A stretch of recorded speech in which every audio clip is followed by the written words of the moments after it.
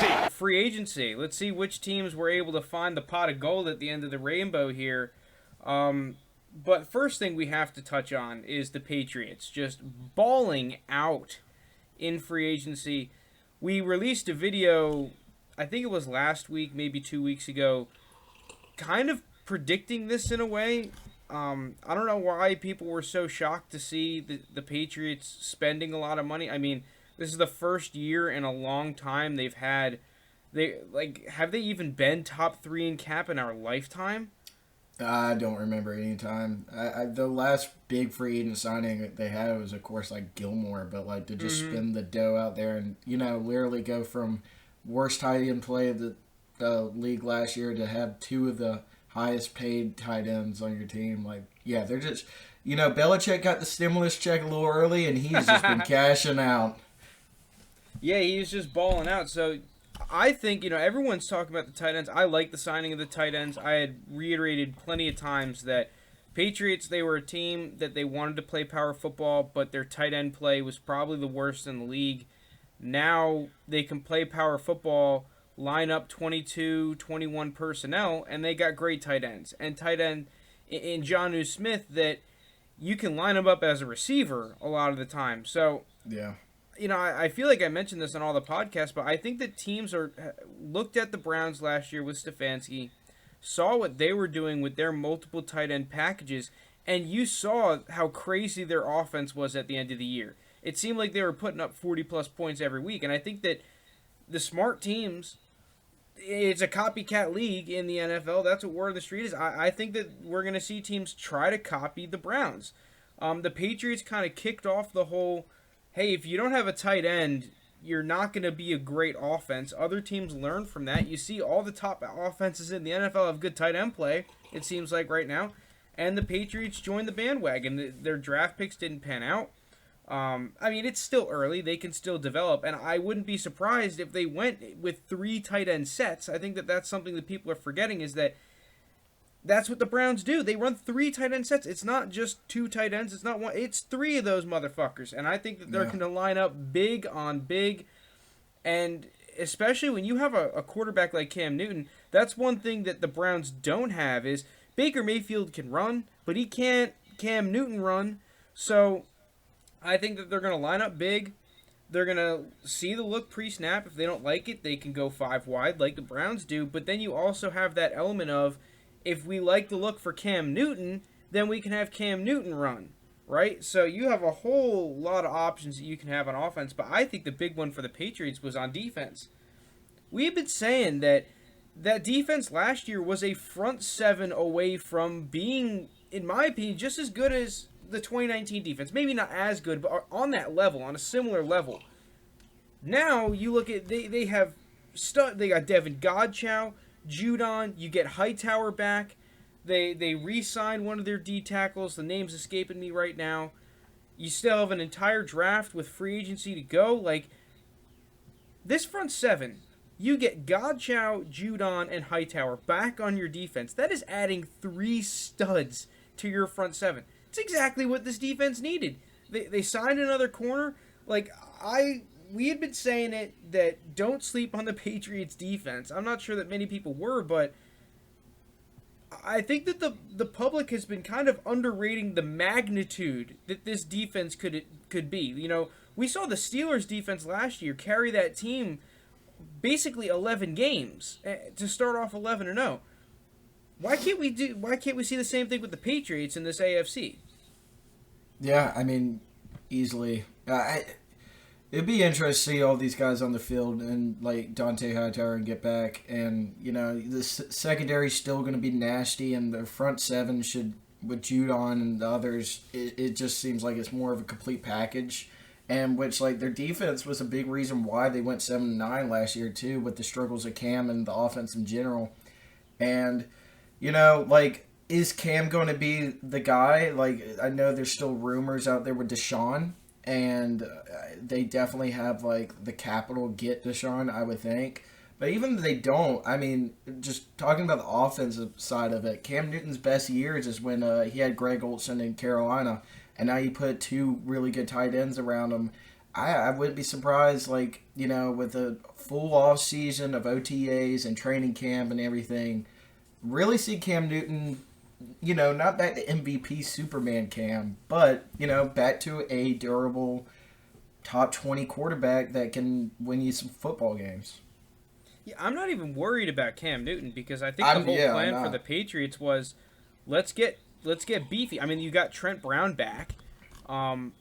So if he's healthy, you just got your stud tackle again. I think this is going to be a power football team, and that's what they tried to do last year. You still got a whole draft. You still got a whole draft. And the front seven, I think that getting Judon and Godchow and Hightower back, it's going to mitigate those Rams-esque games that we saw from this team last year, where we saw Cam Akers and the Rams just pound the ball down the Patriots' throats. They were exposed in some games like that where they weren't able to just basically sell out and stop the run. I mean, there were some games like the Ravens where they were kind of able to stop the run, but as long as you don't have those games where they get brutally dominated up front, I'm liking this Patriots team. But aside from the Patriots, the next thing I want to touch on before we kind of get to our winners and losers is the wide receiver market. I think that the wide receiver market's a little more dry than people were anticipating. I'm pretty sure the highest paid receiver out of the class right now is Aguilar. Not necessarily in total cash, because Corey Davis got more total cash, but average per year, Aguilar is number one right now at 13. So I kind of want to pose this question to you: What are you expecting to see from guys like Juju, Galladay, Curtis Samuel, and those kind of younger, more higher end free agents? Do you think they're going to settle, kind of like Corey Davis did, or maybe try to take a prove it deal? I think some will settle and some will take a prove it deal. I think Galladay would be a perfect example for a guy that just wanted to go and get a prove it deal, because I mean Galladay's got all the talent in the world, and if he can stay healthy for a full season with a competing team, and just ball out, then I think he would hit the open market the next year and teams would just fall in love with that. Now, as settler, I can see Juju, because I'm not a huge Corvette fan, but like, sorry, I had to, but I thought there would be more traction in this receiver class. I thought Galladay would already got a huge deal being like the number one. I thought Allen Robinson would get a pretty hefty deal, and you just saw him just get franchise tag. So, it's tough to say, because like I'm not in the mind of these players and what they want, but I think at this point, if you're not getting the deal that you want, like the most money you think you can get, I would just take a prove it deal and just trust in your talent. Yeah, this is going to sound weird coming from a Steelers fan. I love Juju. I want him to sign this prove-it deal with the Steelers, but if I'm Juju, I honestly think I'd look to go to a top team in the league. Like, I would just take scraps to play with the Chiefs or one of those teams that's a Super Bowl contender, because not only are you going to... Because my whole theory right now is everyone's saying, oh, well, Juju's not the number one. He's not an alpha, right? We saw that in Pittsburgh when Antonio Brown left.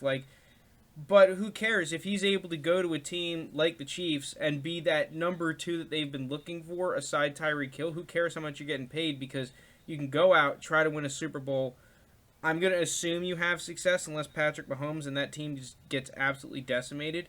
And then the next year, you might be able to come out with a ring and a huge contract. So I agree with you. I think these receivers, we're going to see more prove-it deals than initially expected. Galladay, I'm pretty sure there were some injury concerns, and that's why we haven't seen him get signed yet. I don't really know if that's valid or not. I know he was hurt a lot of last year. So let's get into the winners and losers. I'm going to start here with the winners and losers. My first winner is a team that we did a mock offseason on, and that's the San Francisco 49ers. This is a team that the deals, it was just a lot more favorable than we had predicted. Getting guys like that corner, that Verrett. Verrett yeah, you got him. We on our mock offseason, they got him 1 year, 5.5 or 6.5. We gave him like a 2 year, $9.5 million deal. So that is a great deal if you're a Niners fan.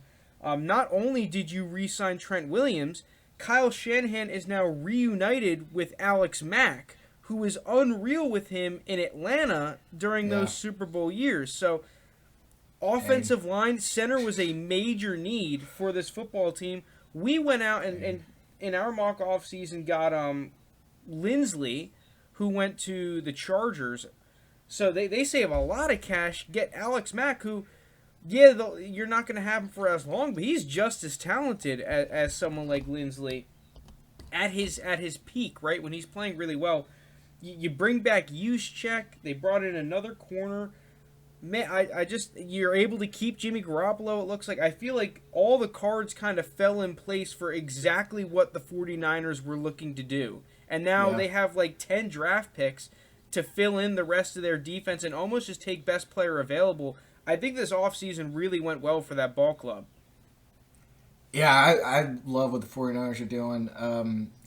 Same thing with the draft picks. This is a team, regarding if they don't get hurt again, it's a team that jumps right back in the mix in the West, and not even the West, but the whole league. We see how scary this team is. They are fully healthy, and to get some of the deals they did, and to rebolster the line, and the line, man, the fact their line is going to be so good. It feels like it's crazy.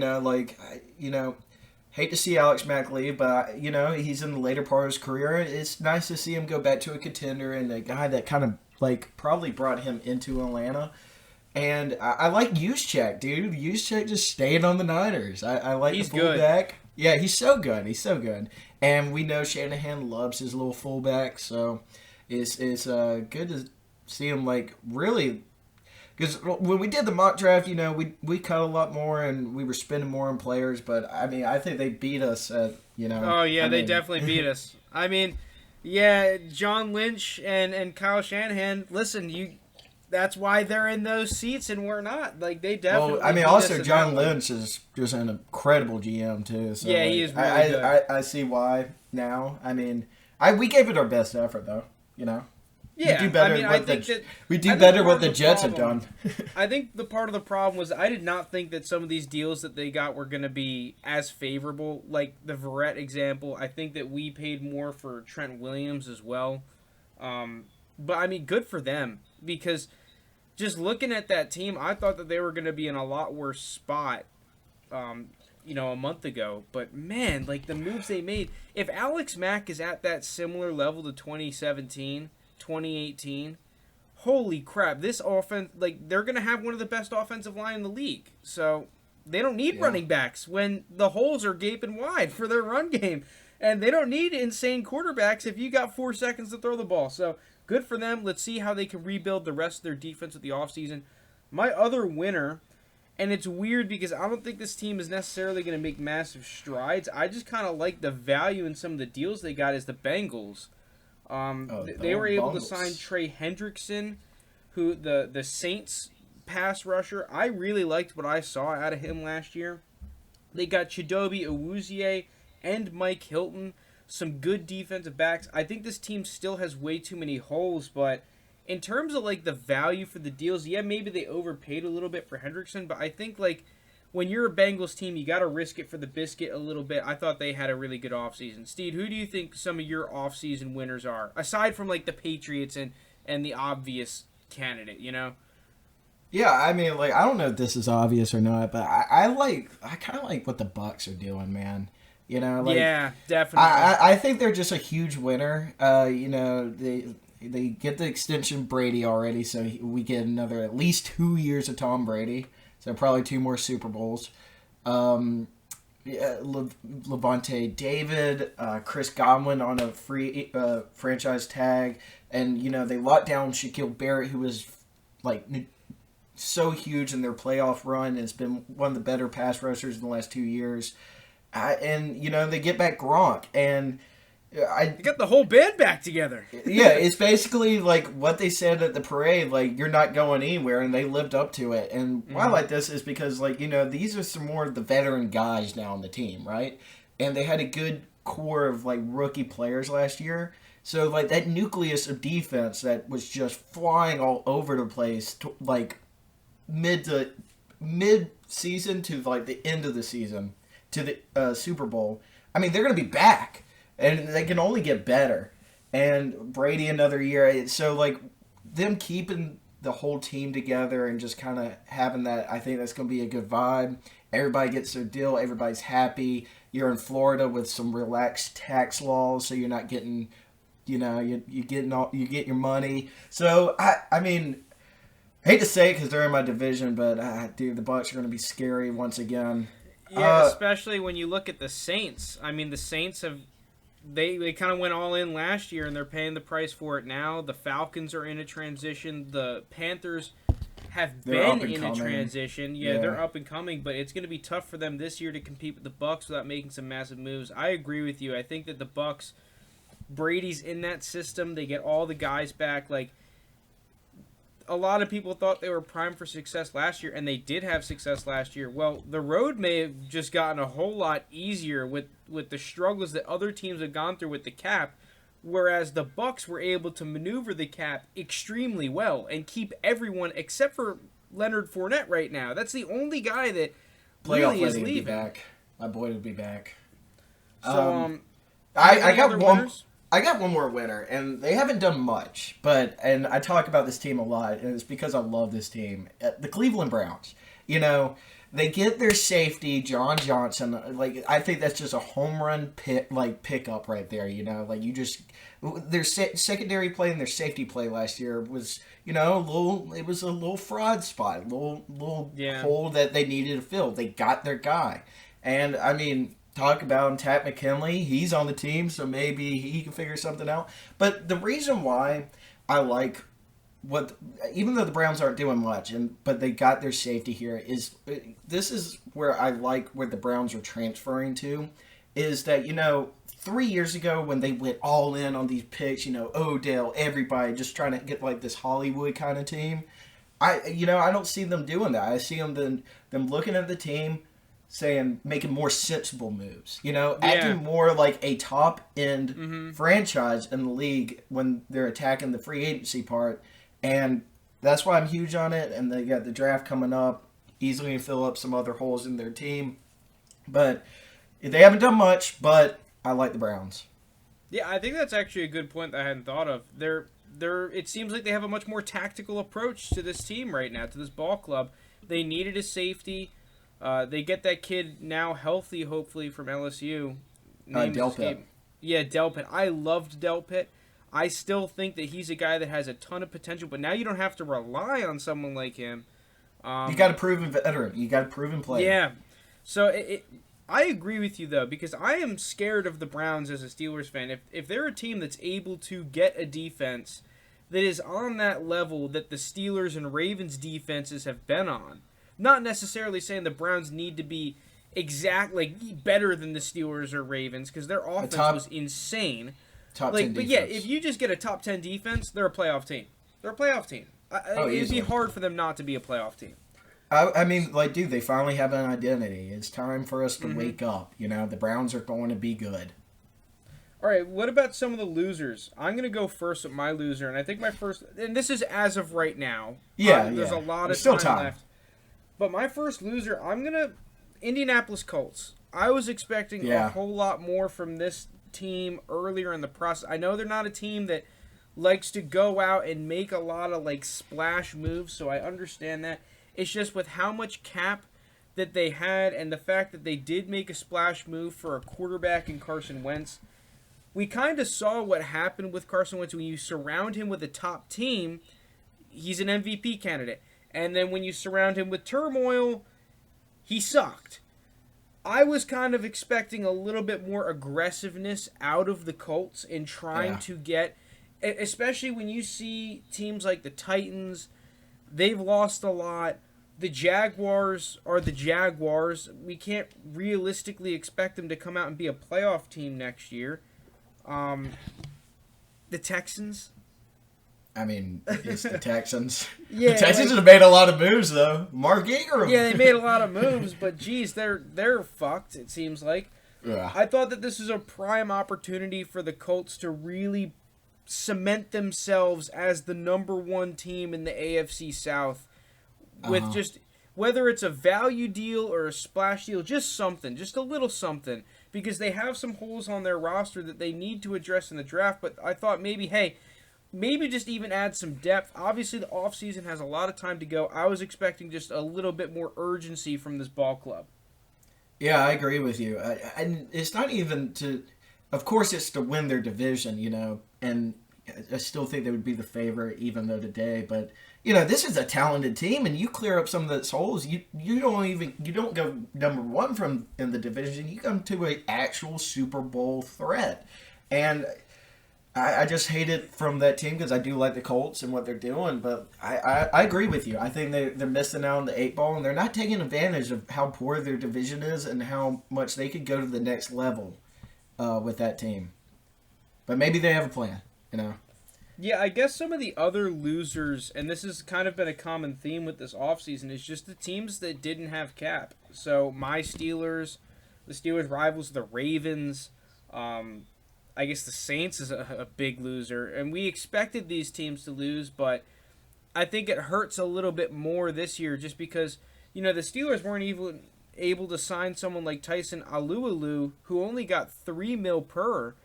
Yeah. That's a guy that was a pretty crucial part of that defense this year, and they weren't able to sign him. The Ravens have been losing a lot of good talent. I'm not saying that these teams are screwed. I think that these are too good of organizations to not overcome this. It's just, man, when you're trying to compete with the Bucs and the Chiefs, who have been making moves and haven't lost a ton of talent, it stings that much more. And you kind of went from last year at one point to being at that level. Are they a level below the Bucs and the Chiefs and those kinds of teams right now? Even the Bills. Yeah, I agree. I mean, another team that I think is just a big loss, and I mean, they're in the news every day, but the Seahawks, man. First of all, yeah, it's like every team in their division is getting better. They got problems in paradise with Russell Wilson that he wants to be traded, that he wants to upgrade the offensive line. Well, we just saw the 49ers, your rival, just get 2 huge upgrades in the offensive line. So Russell Wilson's got to be sitting there. They're not going to trade Russ, and they're losing pieces on their crappy defense too. I mean, they've lost pieces. I know they cut Dunlap. I think they're trying to re-sign him. They didn't want to take on that much money, and they lost one of their corners, Griffin. Shaquille Griffin. He got a massive deal. He got a massive. I wouldn't pay that dude that much, but I don't think you'd pay him anything. I wouldn't pay anybody. I mean, I guess I'd pay Jamal Adams, but if it was Griffin or who's the guy I don't like on that? Who's the other corner? He was a receiver coming into the league, and he switched to corner. He's like one of the only guys that successfully really. I don't know why. Keep on name? thinking. It's not Trayvon Diggs. It's No. I can't think of his name either. God, but I know he's he was awful. a receiver coming into the league. It's because I haven't complained about him in so long, but anyways, yeah. I mean, you've seen the Cardinals get J.J. Watt. The Rams have got. Kept Leonard Floyd, got Matthew Stafford. We talked about what the 49ers have done. And the Cardinals today just got A.J. Green. And some more key players. Yeah, they're getting screwed here. I mean, if we had to make a prediction right now, I'm going to say, dude, I don't know if the Seahawks are going to win 5 or 6 games. But, I think that's a little harsh, but with the division being that tough, it's not out of the question. I mean, I look at the ladder of it. I mean, yeah, you could probably split the games between you and the Cardinals. The Rams, I don't know. They beat you twice last year. And then 49ers, I think the 49ers are still the best team in this division now. So, I don't know. I think Seahawks are just a big loser right now. No, yeah, I completely agree. I had them written down. I was going to say them next. I think partly because of the fact that they just have lost a lot of talent and haven't been able to refill. The second thing is Russell Wilson complained before free agency. If I'm Russell Wilson, I complained before free agency, hey, we're basically trying to do, it seems like, what the Rams have been doing, but we're doing a way worse job of it. What the hell am I doing here? Russell Wilson is a top 5 quarterback in the league. And that team, you just look at it when they go up against the Rams. Last year, we knew that Russell Wilson was a whole lot better than Jared Goff or John Wolford. There's no question about that. But they can't give him any time. Like, they're just getting outplayed. They're getting outcoached. They're, out personnel. Like, it was just out everything from a team that we knew had the better quarterback. And even, like, the better receiver. Like, all the flashy players, right? They had the better flashy players. It's just the Rams had the better team. And I completely feel Russell Wilson's frustration in the fact that, man, just give me a team. Just give me a damn team, we're a Super Bowl contender. I would want to be out there so bad. I mean, I saw where they got the Bears made a trade offer for him. It apparently involved 3 first-round picks. I mean, Seahawks are not going to jump on that, but they say they got a plan. I ain't seen it yet. I've seen every team in their division get better, and I've seen Russell Wilson literally, like you said, like before free agency, say, "Hey man, I'm unhappy. Our offensive line sucks." And then our defense sucks. Like, I'm the one who's good. Like, me and DK. Like, a JV quarterback in high school could go out there against our secondary and throw up 200 yards. Like, I mean, golly. Yeah, they're going to need to really knock this draft out of the park. They're going to need to do it. And they don't have their first-round pick. So, pain. They're really not in a great spot right now.